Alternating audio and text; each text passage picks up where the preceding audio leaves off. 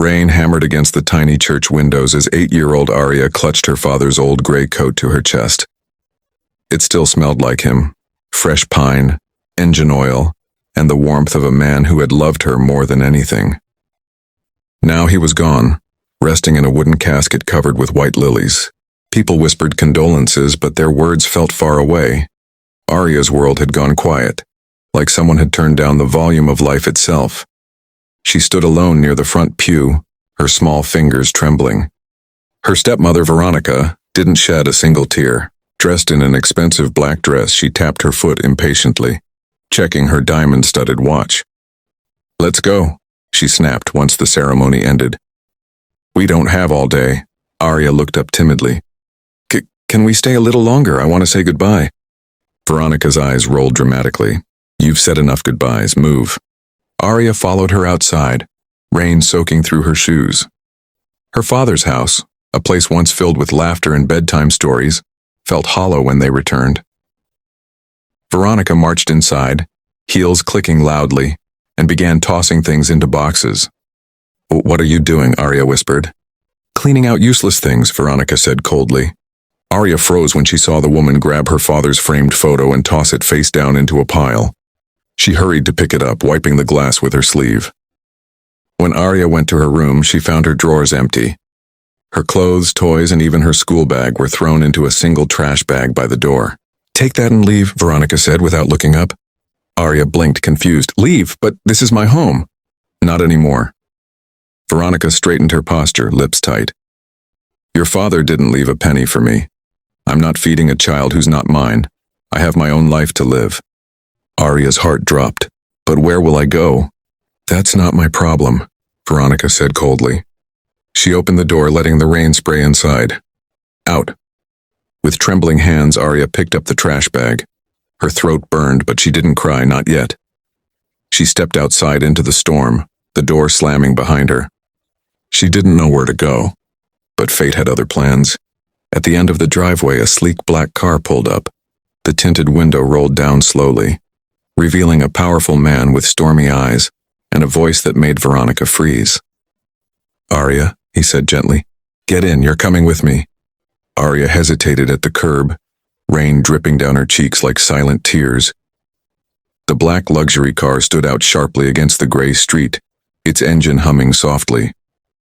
The back door opened, and the man stepped out, tall, composed, sharply dressed in a charcoal coat. His presence alone made the air shift. Veronica's face drained of color the second she recognized him. "Mr. Knight, I didn't expect—" He raised a hand, stopping her. His eyes were focused entirely on Aria. "Come here, sweetheart." Aria looked up, unsure. She had seen the man only a few times, always with her father. Her dad used to say, "Elias Knight is the closest thing I have to a brother." She remembered the kindness in the man's voice back then. But why was he here now? Elias knelt to her level, rain splashing against his coat. "Your father sent me a letter before he passed," he said softly. "He asked me to take care of you, to make sure you were safe." Aria's lip quivered. She kicked me out." A muscle in Elias's jaw tightened. He stood slowly and turned to Veronica, his expression darkening. "You threw out your husband's child the day you buried him?" Veronica stammered. I didn't mean..." "She's lying. She's holding a trash bag with her belongings in the rain." Elias replied coldly. "I don't need further explanation." Veronica swallowed hard. "Look, Mr. Knight, I was under stress." "No," he cut in sharply. "You were cruel, and you will answer for it." Aria watched silently, clutching her bag tighter. Elias softened immediately when he turned back to her. "Aria, would you like to come with me? You don't have to stay here." For the first time since her father's funeral, the little girl felt a flicker of safety. She nodded. Elias lifted her into his arms effortlessly, shielding her from the rain with his coat. As he carried her to the car, Veronica rushed after him. "You can't just take her." Elias paused, his eyes icy. "Her father entrusted her to me, and you forfeited any moral right the moment you threw her out." Veronica fell silent.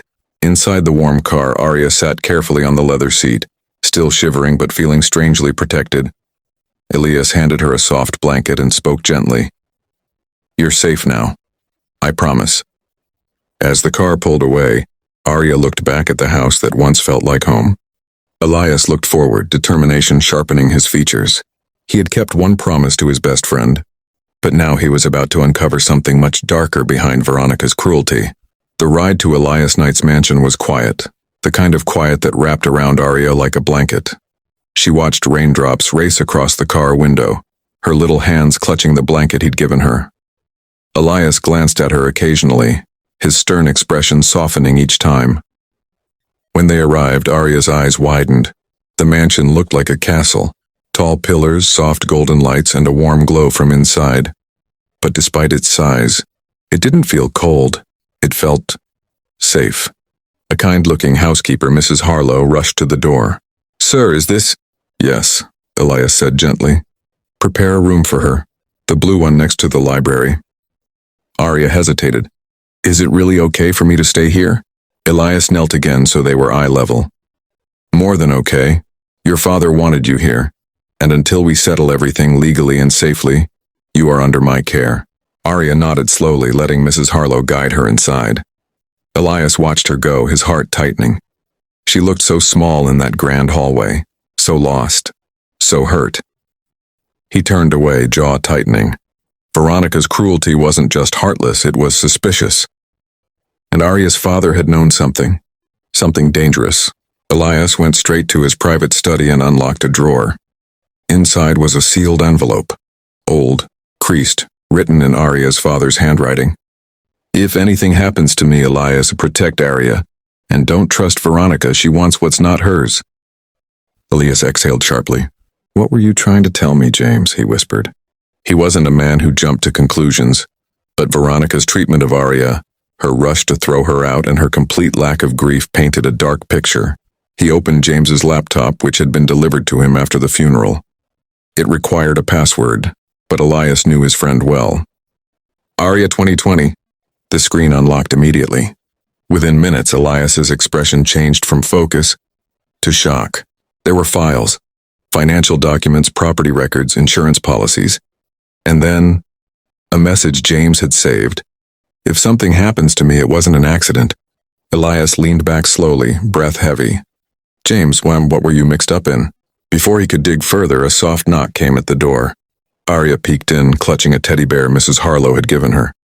"Mr. Knight, can I sleep here tonight? My room feels too big." For a moment, the weight of secrets lifted. "Of course," he said softly, taking her hand. But as he walked her to the guest room, one vow burned in his mind. He would uncover the truth, and he would protect Aria at any cost.